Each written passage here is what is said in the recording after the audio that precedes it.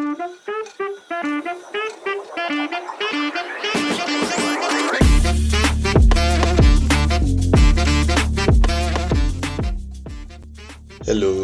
good day to you.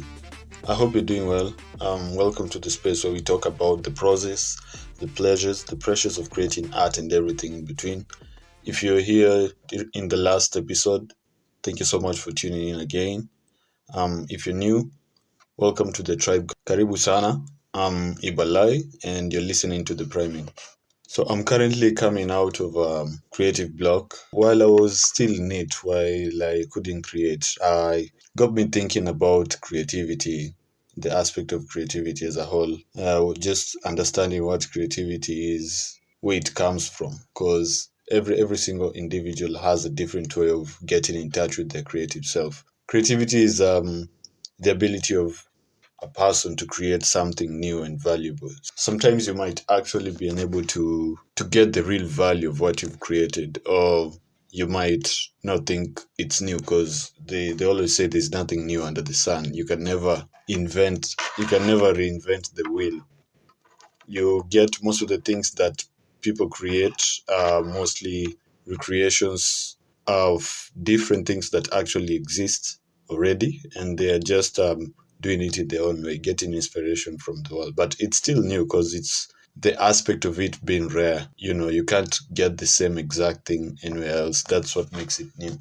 People actually born creative. When you look at kids are actually the most creative individuals you can ever come across. And you look at how they solve problems, how they handle specific situations in their own creative ways with the limited knowledge they have. So what happens is, as the years go by, you gain info, you learn a lot of things in your environment, which might propel your creativity to new levels or might hold you back from being creative, because different environments can actually bring different outcomes. But where exactly does this creativity root from? Where does it come from? Is it something that you can intentionally tap into and bring out of you? Or is it something that happens in the unconscious part of the mind? Narrowing down on the word creativity, it actually comes from a Latin word which means to make. And the first time it was ever used in the English language, way back centuries ago, I think in the 14th century, it was linked to the divine state of God being able to create, like to the divine creation. The word creativity was connected to the divine ability of God creating stuff. And it was never linked to the ability of man to create something new or the artistry. It was only accepted that way after years, during the some revolution, after like 200, 300 years later, when philosophers, there was some sort of a revolution. It's called the Enlightenment, where philosophers and mostly philosophers, poets, they narrowed down creativity to the ability of man to actually create something new. And it was some sort of a movement. And that's where creativity was actually accepted as a word to describe the creative aspect of humans coming up with new stuff. Creativity is actually something very complex.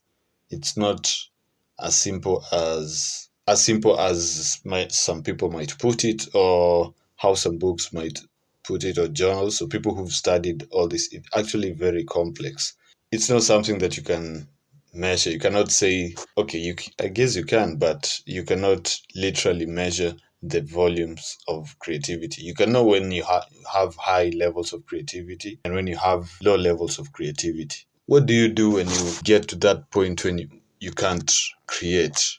When you get to that creative block? I've always thought that every single person, every single artist goes through this phase where they can't create. Whether you're a writer, actor, any kind of thing that you do, I've always thought every person goes through this phase. I don't know if that's true. You can tell me about that. But if you go through this creative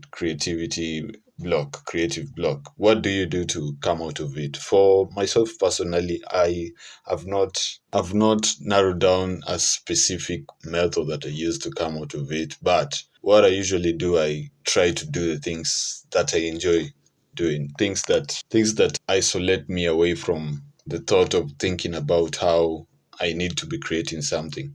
So I like reading books. Books are actually a great way for me to get away. Reading books actually calms my mind, and because I focus all my attention in what I'm reading.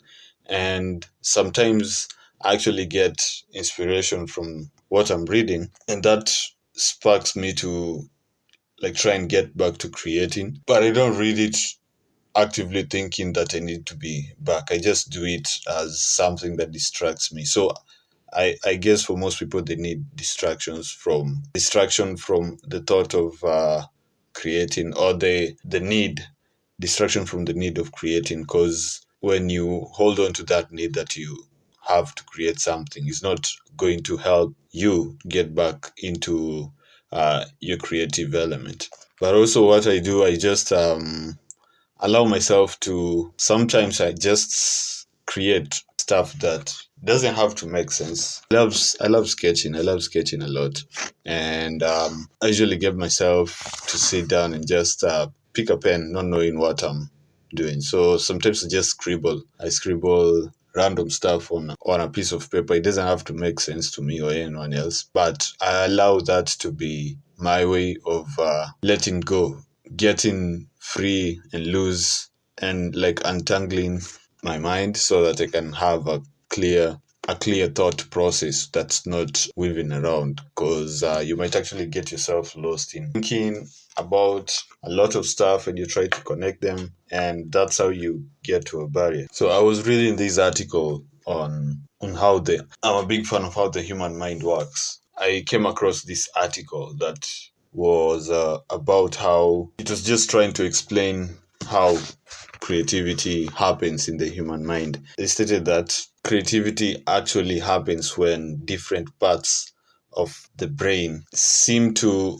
open a window where they have a connection, as much as those specific parts of the brain are not usually connected directly. I think this is what allows the mind to go into divergent thinking mode when your creativity is all about solving problems. The best way to solve problems is by thinking about different options, different ways you can solve the problem without it being linear. You can have like really random ideas popping up to sort out something that you've been trying to get together, and just trying them all out can lead you to creating something new, maybe finding and getting to another new idea. Like it never comes to an end. So when you get yourself in that thinking process, it just keeps going. There's no limit to the possibilities.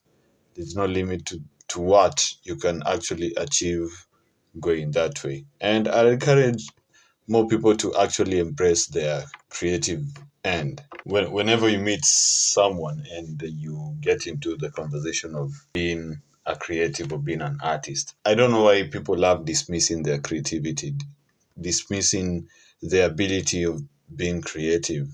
People just slightly brush off the fact that they can actually create something. Someone might say, I used to draw as a kid. I mean, you can also draw. If you used to do that, you can do that now. People should actually embrace that part of creativity, because that's what defines you as a human. Humans, they have a real talent of being creative, coming up with new solutions, coming up with new inventions, innovative ideas that solve real life problems. Those are all creativity. If you feel like you're not creative enough, there is actually a way that you can flex. It's like a muscle. You can actually work on it and get more creative as time goes. And you're literally not getting more creative. You're just getting more comfortable creating stuff. So what you can do, you can provide yourself with opportunities to make a choice or to discover something. Don't hold back from making choices that might occur to you, or they might not occur to you. You might actually create those opportunities yourself, and you have to make those choices with the confidence and willingness with the willingness to take risks, because that's what it takes to discover new things. When you hold yourself back and feel some sort of fear to take those risks, it's going to be hard for you to reach new discoveries. So take those risks, don't think too much about them, and be confident, because you can actually do it. And when you've already done that, find a way to reward yourself, reward that curiosity and exploration, so that you can stimulate the parts of the brain that are involved, so that next time you also be motivated to take the same steps, because it's not a one time thing. You have to keep doing this over and over again. Create that sort of a pattern in your brain so that it becomes part of you. You get closer and closer to reaching the peak of your creative element.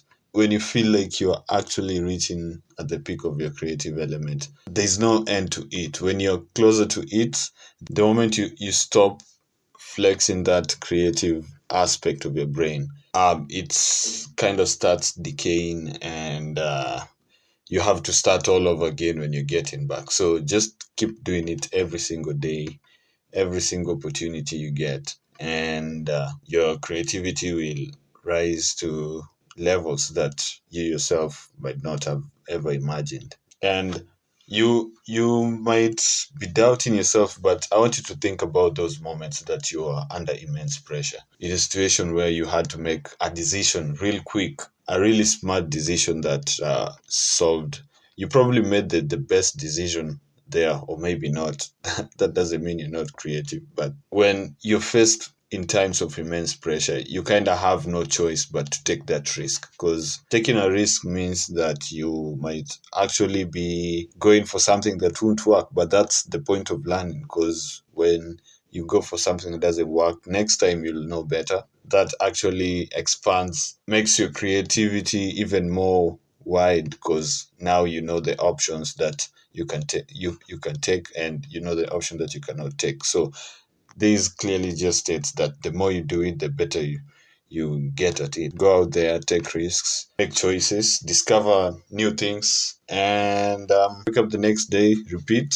Because you have to focus on mastery here and self competition. You have to be better than the previous version of you. You're competing with yourself. You're not competing with anyone else. If you're able to do this today, tomorrow, if you did this today, tomorrow you should know that you're capable of doing even better. You can only be getting better with all the knowledge that you get, all the practice that you get. So it's all a matter of mastery, and that that all comes with immense practice. People talk about the 10,000 hours. To put it in good context, it's just like doing something consistently for 10 years. Yeah, and you don't have to be making like big steps. Just a small thing every day.